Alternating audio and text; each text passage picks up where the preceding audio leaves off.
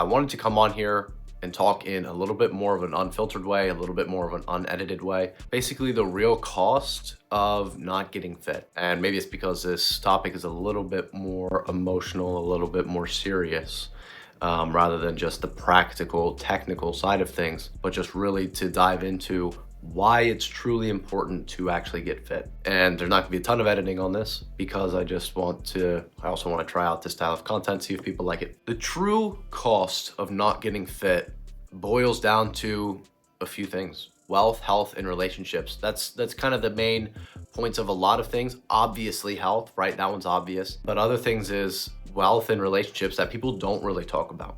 That's not talked about as much. We'll just start off with health because that's the more obvious one, right? If you're overweight, if you're 20 to 50 pounds overweight, something to consider is that's what you're at now. You can actually look back over maybe the past 10 years. If you've gained 50 pounds over the past 10 years, then you're gaining an average of about 5 pounds per year. You're gonna be about 60 pounds overweight in the next 2 years, 70, and it's gonna keep going up because your body isn't just gonna be like, yeah, okay, oh, okay, I've hit 50 pounds, it's fine, there's nothing else really that's gonna happen here. No, you're gonna keep gaining weight and things are gonna keep getting worse. You're already feeling unconfident. Maybe you're only 20 pounds overweight and you're already feeling like, man, I feel really bad when I look in the mirror, my suits are getting tight, and that confidence drop is only gonna get worse as you get heavier.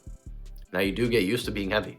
My clients tell me all the time after they lose the weight, they're like, I didn't realize how heavy I actually felt until after I lost the weight. And so that's one aspect of things, just knowing that things are going to get worse. And I don't say that to be in a pessimistic way. They don't have to. But if you don't do anything or you continue taking the actions that an unfit person takes, then things are going to get worse. So you need to take the actions that a fit person takes, not the mindset and not the thinking of an unfit person, not the mindset and thinking you've had, but you need to adopt the thinking of somebody who actually is fit and what they would do in your situation. And so as far as health goes, you might also have experienced a health scare. You or maybe your dad, a family member, you saw maybe had a heart attack, or they're suffering with diabetes, they're having just general health issues, high blood pressure. Those things will happen to you. It's not if they happen, it's just when. The quicker you realize that this is the reality you're currently living, the more things start to kind of click for you. Because I know you don't want to continue down this path. You don't want to continue.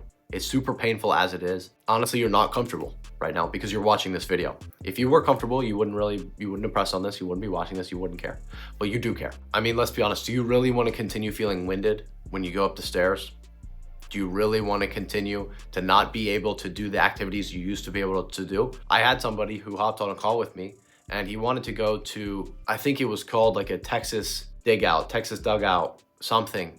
I don't know if it was golfing. I don't remember what it was, but he wanted to do these things, but he had the mindset of an unfit person. He didn't commit to change and he's still stuck.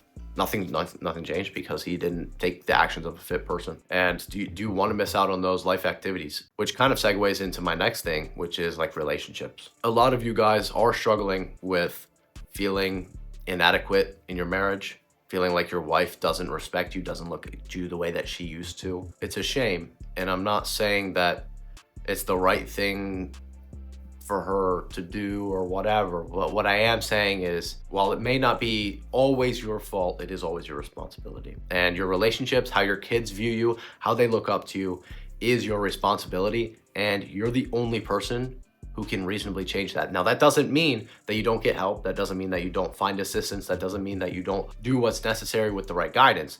But it does mean that ultimately, you are the one who's going to take the actions that a fit person takes to get you to that next step to actually get you fit. Your relationships really do take a toll.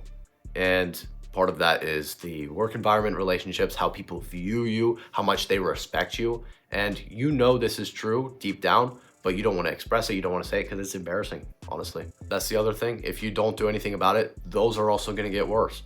It's not going to be better when you come home from work, you have absolutely zero energy. That's not going to just go away with more caffeine, with, mostly caffeine these days.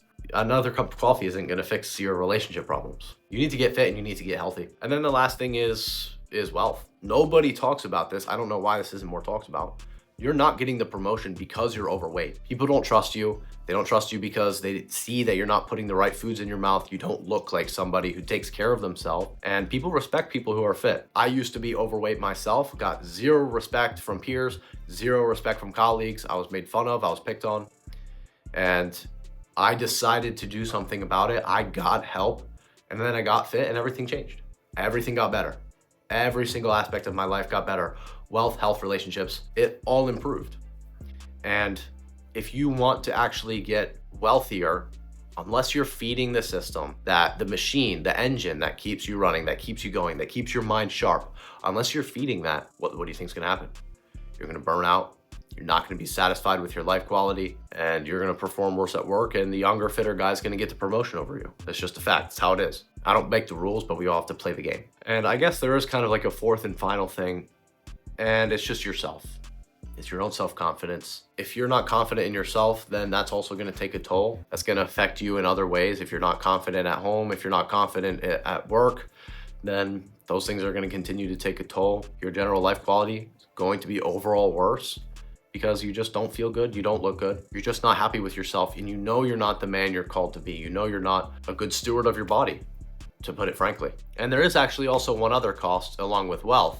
I'll go back to that for a second, because I could make it a separate thing, but it still ties into wealth. The hidden expenses of being overweight, aside from just missing job offers or missing job promotions and such, is it's gonna cost you medical bills.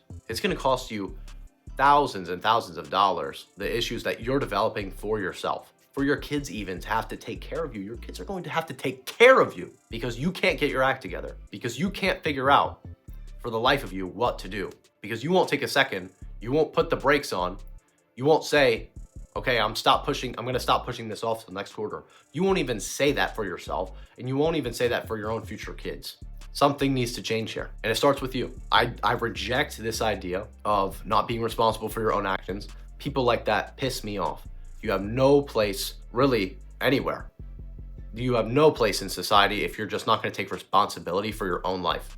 Extreme ownership is the only way to live your life, and if you live another way, you're kind of a coward. You're a loser. You are purely a loser, and you don't have to say that. If I'm saying this right now and you feel offended and you're like, well, it's not my fault. Okay, first of all, it is. But second of all, change it then. Change it. If you don't want to live this way, if you want to stop being fat, I'm super anti-body positivity. I think that's retarded. I think that's stupid. Unless you lost a limb, sure. But you're overweight. You can fix that. There's nothing good about that. There's nothing positive about that. There's nothing I want to affirm or uphold. And so to tie it back to taking ultimate accountability and responsibility for yourself, if you're not going to do it for yourself, basically the type of man that you are, I doubt you're that kind of guy who I just described. You are the type of guy who cares about his family, who wants to be there for his family, and actually loves his family, wants to do well at his job, wants to do well in his career. And so you're not that type of guy, but you've struggled, and in a sense, it's not your fault because you didn't know what to do. It is your responsibility to find out how. It is your responsibility to learn. So if you're not going to do it for yourself because you are a provider male, you care about your family, then do it for them. Do it for your family. Do it to perform better at work so that you can provide better for them, so that you can be there for them more, so that you can be active with them, so that you can be engaged with them and be there for your wife in the way that she wants you to be. Because I know that's ultimately what you want, right? I don't want to attract the kind of guys who are like bums, sit on their butts all day. I want to find the type of guys who genuinely care. They genuinely want to take action and they want to fix things and they're ready. They just don't know what to do yet. They're just not sure how exactly. Or they've struggled for a long time and they've tried a lot of things, but it hasn't worked. And they're ready to do something different. That's the type of people that I aim to help. So if you're that kind of guy, follow me on Instagram. And yeah, just consider these hidden costs of not getting fit. Wealth, health, relationships, every single thing takes a toll when your health is out of whack. As interesting as it sounds, right? You'd think it only affects health. No, it affects every other aspect.